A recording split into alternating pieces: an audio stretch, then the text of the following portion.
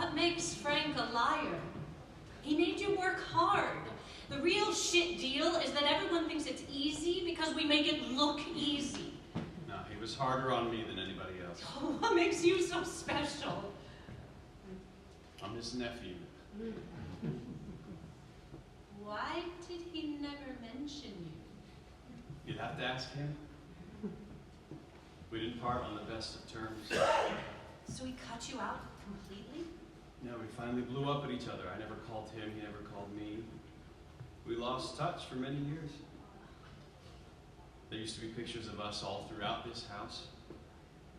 My parents would drop me off here, usually in the summer, and sometimes throughout the year. Sound familiar? I spent most of my time growing up in this house.